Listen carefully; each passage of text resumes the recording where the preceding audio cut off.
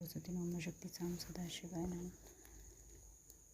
19वां अध्याय। कुबेर का काशीपुरी में आकर तप करना। तपस्या में प्रसन्न उमा सहित भगवान विश्वनाथ का प्रकट हो उसे दर्शन देना और अनेक वर प्रदान करना। कुबेर द्वारा शिव मैत्री प्राप्त करना।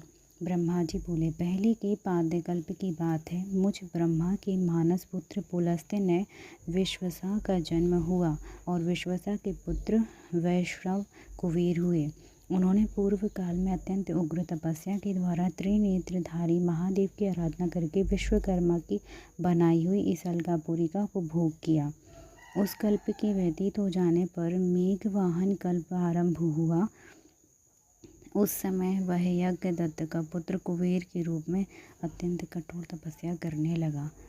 दीपदान मात्र से मिलने वाली शिव भक्ति के प्रभाव को जानकर शिव की चित्त प्रकाशिका काशीपुरी में जाकर अपने चित्त रूपी रत्न में दीपकों से 11 रुद्रों को उद्बोधित करके अनन्य भक्ति एवं स्नेह से संपन्न हो वह तन्मयता पूर्वक शिव के ध्यान में मग्न होकर निश्चल भाव से बैठ गया।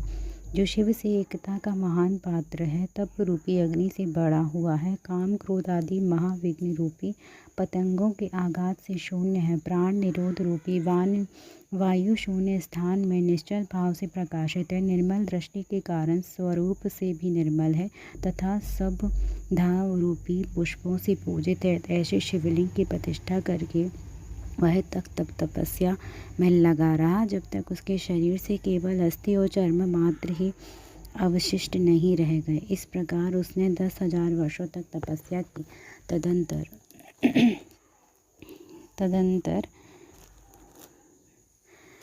तदंतर विशालाक्षी पार्वती देवी के साथ भगवान विश्वनाथ स्वयं प्रसन्न मन से अलकापुरी के स्वामी को देखकर, जो शिवलिंग में मन को एकाग्र करके ठूंठे वृक्ष के भांति स्थिर भाव से बैठे थे, बोले, हे अलकापति, मैं वर देने के लिए उद्यत हूँ, तुम अपने मन की बात कहो। उस तपोनिधि ने जब अपने नेत्रों को खोलकर देखा तो उन्हें उदित हो रहे 1000 किरणों वाले 1000 सूर्यों से भी अधिक तेजस्वी श्रीकंठ उमा वल्लभ भगवान चंद्रशेखर अपने सामने दिखाई दिए। उनके तेज से प्रतिहित हुए तेज वाले कुबेर चौंधिया गए और अपनी आंखों को बंद करके वे मन के अगोचर देवेश्वर भगवान शंकर से कहने लगे कि हे नाथ, अपने चरणों को देखने के लिए मुझे दृष्टि सामर्थ्य प्रदान करें। हे नाथ, यही वर चाहता हूँ कि आपका साक्षात दर्शन प्राप्त कर सकूँ। हे ईश, अन्य वर से क्या लाभ। हे शिखर, आपको प्रणाम है।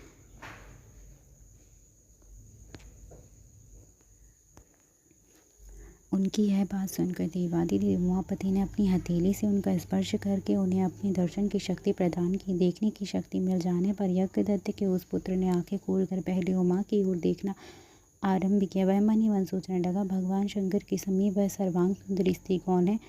इसने मेरे तप से अधिक कौन सा तप किया है? यह रूप, यह प्रेम, यह सौभाग्य और यह असीम शोभा सभी अद्भुत है। यह ब्राह्मण कुमारी बार बार यही कहता हुआ जब वह क्रूर दृष्टि से उनकी ओर देखने लगा, तब पार्वती के अवलोकन से उसकी बाईं आंख फूट गई। तदंतर देवी पार्वती ने महादेव जी से कहा, यह दुष्ट तपस्वी बार बार मेरी ओर देखकर क्या बोल रहा है? आप मेरी तपस्या के तेज को प्रकट कीजिए। यह पुनः अपने दाहिने नेत्र से बार बार मुझे देख रहा है। निश्चित ही यह मेरे रूप, प्रेम और सौंदर्य का संपदा से ईर्ष्या करने वाला है। देवी की यह बात सुनकर भगवान शिव ने हंसते हुए उनसे कहा, हे उमा, यह तुम्हारा पुत्र है। यह तुम्हें क्रूर दृष्टि से नहीं देख रहा है, अपितु तुम्हारी तप संपत्ति का वर्णन कर रहा है। देवी ने ऐसा कहकर भगवान शिव पुनः उस ब्राह्मण कुमार से बोले, हे वत्स, मैं तुम्हारी इस तपस्या से संतुष्ट होकर तुम्हें वर देता हूँ। तुम निधियों के स्वामी और ग्रहों के राजा हो जाओ। हे सुव्रत, तुम यक्षों के नर और राजाओं के भी राजा, पुण्यजनों के पालक और सबके लिए धन के दाता हो जाओ। मेरे साथ सदा तुम्हारी मैत्री बनी रहेगी।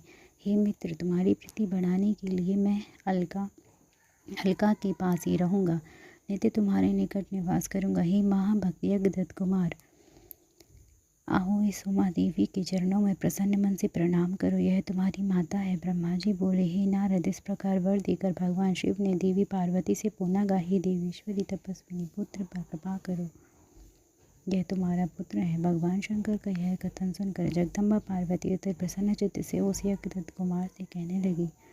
देवी बोली, हे वत्स, भगवान शिव ने तुम्हारी सदा निर्मल भक्ति बनी रहे। तुम्हारी बाईं आँख तो फूट गई, इसीलिए एक ही पिंगल नेत्र से युक्त रहो। महादेव जी ने तुम्हें जो वर दिए हैं वे सब उसी रूप में तुम्हें सुलभ हो। हे पुत्र, मेरे रूप के प्रति ईर्षा करने के कारण तुम कुबेर नाम से प्रसिद्ध हो गए।